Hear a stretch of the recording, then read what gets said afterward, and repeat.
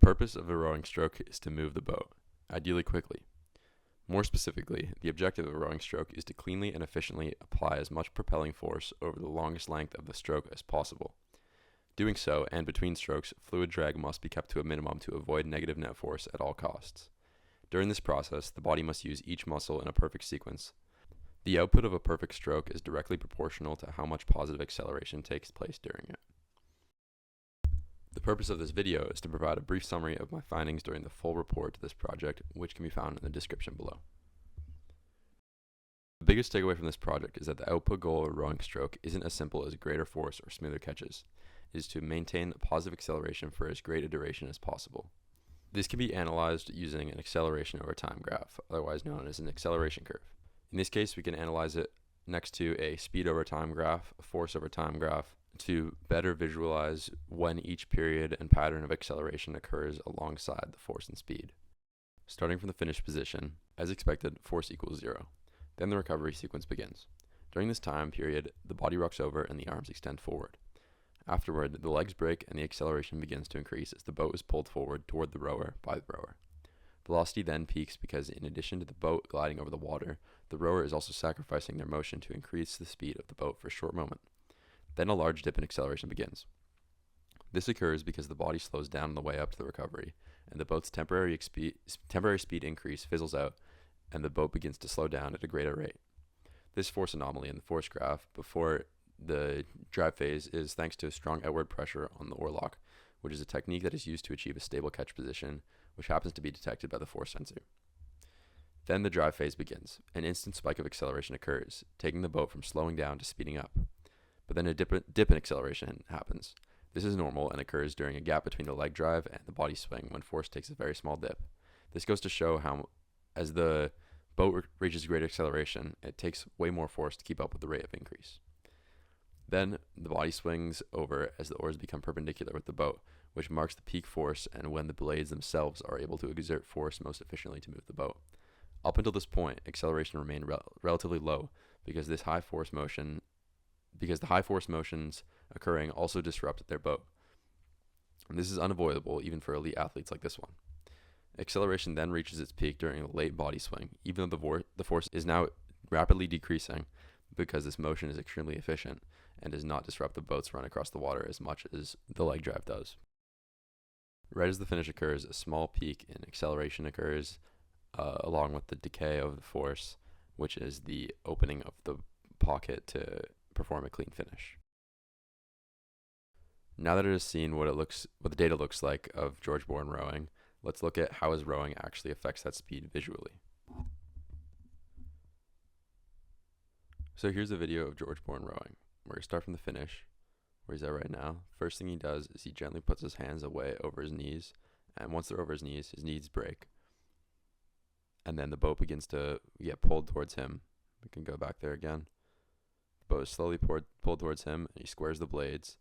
And right as his arms have reached full extension, and he's all the way to his catch, and you could say as the blade's relative velocity to the boat is 0, a small vertical motion of the hands places the blades in gently, and then that movement causes the rapid spike in acceleration after the check phase, which occurs right around there when the acceleration decreases rapidly. And then once the blades are in, and then the leg drive begins, and George has a bit of a unique style here where he opens a little bit earlier. That's fine. But right around here is when the maximum force occurs, the peak force occurs, because as you can see, the oar is perpendicular with the boat. So since the blade is also perpendicular to the boat here, that's the point where the blade is sort of opposite to the direction of motion, and it's able to cup the water and push it away most efficiently. So that's when that point occurs, and then that also is kind of usefully coincides with the body being in a really good position to apply a lot of force. So that works out very easily for the rower there. And then the finish process occurs here as the blades are wrenched out of the water here. That last little spike of force that we showed on the graph, that creates a little pocket for the blade to exit freely. And then the finish position occurs there, and then it just cycles back. So let's take one more look here at the stroke from more of a biomechanical perspective now that it's visual. So as the blades go in, the arms are completely locked out here. So a way that coaches often say it is the pressure that you feel in your hand should be the same that you feel in your lat over towards your back. So there's really no pressure being held by your biceps or triceps or your elbow muscles or anything like that. It should go directly through. And then that way, when there's a full lossless hang going through the arms, then that same kind of connection should go through the torso and trunk here. And then that will go into the glutes, quads, and then into the feet, which is where the pressure is really applied. And then that's your contact point that allows you to pivot through the oar lock here and push the boat forward through the blade here. A key thing that George is extremely good at here is not applying more disruption on the boat than is needed. So an example of this is you can see the water level on the bow and the stern here.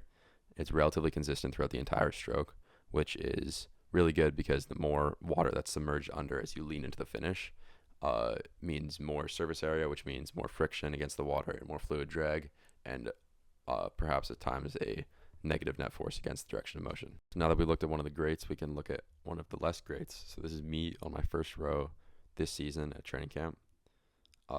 So we can see just a couple strokes here. And then now we'll take a look at some of the things I could be doing a lot better.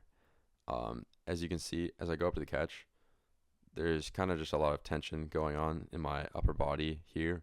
And my arms have a bit of bend here. So the force, however much of it is going in, isn't really being transmitted that well. In addition to this, the rigging of the boat and also my positioning of the blades in the water lead to this sort of downward angle of my arms during the drive. So that's a lot of, like I said, misapplied force that could be being applied a lot more efficiently.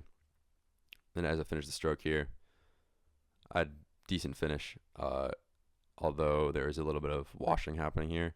So I'm kind of taking the blade out kind of messily here and kind of feathering it in the water a little bit still, so that's causing a little bit of excess fluid drag, and I haven't created a massive pocket here to lead to a clean extraction either. That said, now we can take a look at some rowing just a few weeks later after I've had some more training. As you can see here, that main issue of my arms being kind of bent and downward angled during the drive is a lot better now. Still not perfect, but quite a bit better. And then as I get to the finishes are much more clean here. Blades getting out of the water square for the most part, and then feathering happens very quickly, but you can see they're coming out pretty squared and then feathering afterwards. As you can see, the backsplash is pretty minimal, which means the blades are going in when their velocity relative to the boat is pretty close to zero. The culmination of this project and report have been the universal stroke equation, which is the network equation of a rowing stroke that factors in all the things talked about in the report.